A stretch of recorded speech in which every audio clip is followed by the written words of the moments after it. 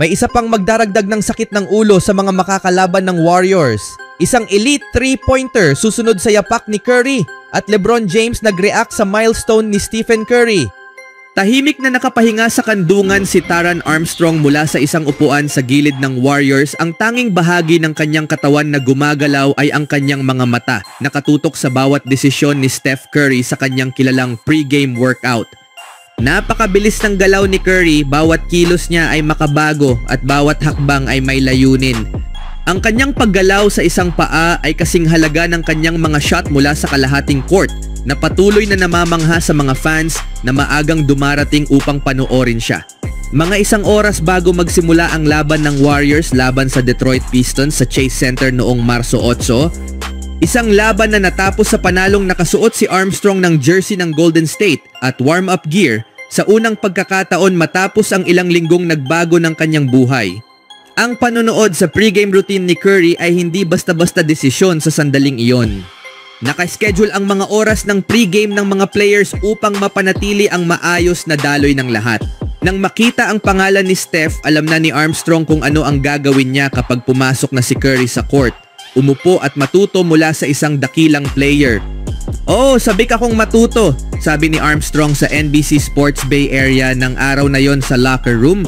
"Napasabak ako sa isang hindi kapani-paniwalang kapaligiran at gagawin ko ang lahat para mas humusay. Malinaw na siya ang pinakadakilang shooter sa kasaysayan.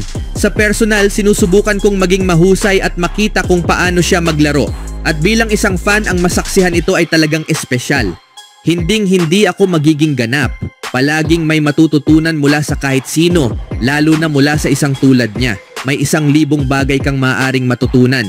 Opisyal na pinirmahan ng Warriors si Armstrong sa isang two-way contract noong huling linggo ng Pebrero, 17 araw matapos ang kanyang season sa Australia's NBL kasama ang Cairns Taipans.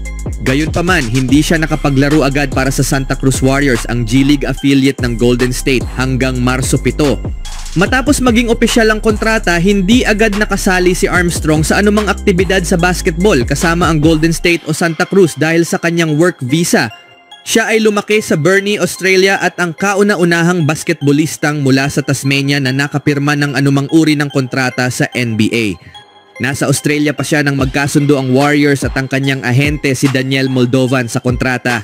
Mula roon, lumipad siya patungong San Francisco upang pumirma at sumailalim sa pisikal na pagsusuri. Matapos ang 3 araw sa Santa Cruz, nagtungo siya sa Ottawa ng 4 na araw para ayusin ang kanyang mga papeles. Bumalik noong Huwebes, nag-shoot around doong Biyernes ng umaga sa Santa Cruz at agad na naglaro sa kanyang unang G-League game kinagabihan. Sa unang pagkakataon, naging aktibo sina Armstrong at Braxton Key sa laban ng Golden State kontra Detroit noong Sabado matapos maglaro ang Santa Cruz sa Chase Center kinabukasan. Kasama sa nanood ang ilang coach at opisyal mula sa Santa Cruz, kabilang si head coach Nicholas Kerr na nakita kung paano nakatutok si Armstrong 1 oras bago magsimula ang laban. Ang bilis niya sa laro, mahalaga iyon para makita ng ibang player si Steph, sabi ni Kerr bago ang laban ng Santa Cruz laban sa Mexico City Capitanes noong Marso 9. "Pero mas mahalaga kung makita mo si Steph sa practice court sa pagitan ng mga laro o kapag may ilang araw na pahinga. Maganda ring panoorin ang warm-up. Si Steph, siya ay kakaiba." Ang pare-parehong routine ni Curry bago ang laro ang higit na nakatawag ng pansin ni Armstrong, ang kanyang kilos, ang hindi niya pagpapadala sa kaba at ang kumpiyansa na ipinapakita niya sa mga minutong iyon. Nakatuon ang mata ni Armstrong sa mga paa ni Curry, ang bilis at ang pagkakaiba-iba ng kanyang footwork. Sa laban kontra Pistons, napansin ni Armstrong ang pisikalidad ng laro na nagresulta sa 77 free throw attempts at 56 na fouls. Ngunit ang mas kapansin-pansin para sa kanya ay ang mga bagay na hindi natawagan ng foul, ang hawakan, ang hatakan at ang tulakan. Bilang isang 6'5", 190-pound point guard, nakita niyang napakahalaga ng pagpapalakas ng katawan, isang aspeto kung saan bihasa si Curry.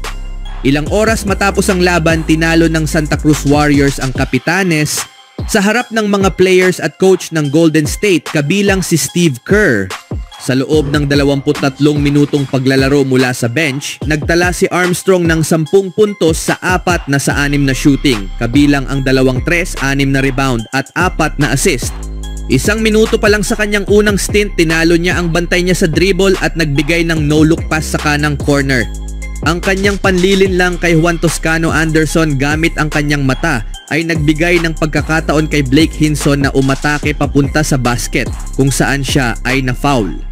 Ang pagiging malikhain ay isang paraan ng pagiging epektibo, ani ni Armstrong. Minsan, gusto kong ipasa sa likod ng aking likod dahil mas ligtas ito at hindi maaabot ng depensa. Ginagawa ko ito hindi lang dahil maganda itong tingnan kundi dahil epektibo ito. Mula pagkabata, nasa kamay na ni Taran ang bola, ngunit ang kanyang mata ang naging gabay niya, binabasa ang depensa at nililin lang ang mga bantay. Kung titingin ka sa isang direksyon pero ipapasa mo sa iba, kadalasan ay magiging maayos iyon, ani niya habang ginagaya ang isang no-look pass gamit ang kanyang mata.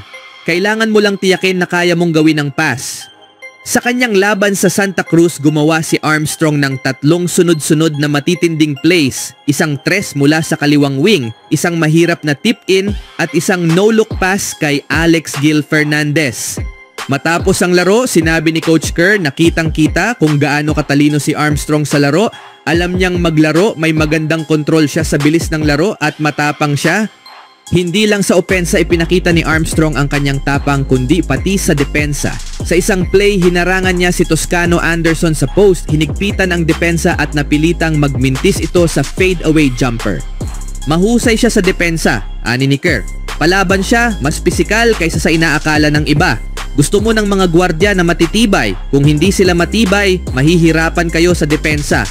Si Steve Kerr mismo ang pumuri sa laro ni Armstrong, na sinabing magugustuhan siya ng kanyang mga kakampi dahil sa kanyang likas na pakiramdam sa laro. Sa likod ng mga media members sa Chase Center, may 4 na naka-frame na dyaryo na nagtatampok kay Curry at sa Warriors sa kanilang 4 na kampyonato. At sino pa nga ba ang mas magandang modelo para kay Armstrong kundi si Curry, isang maestro sa opensa at isang underrated na mandirigma sa depensa. Mula sa Australia, tila nakatakda na si Armstrong para sa Warriors. Sa kabilang balita, si Steph Curry ng Golden State Warriors ay gumawa ng kasaysayan bilang kauna-unahang player sa NBA na umabot sa 4,000 3-pointers sa kanyang career. Naabot niya ang milestone noong ikatlong quarter ng laban kontra sa Sacramento Kings kung saan nagdiwang ang mga fans.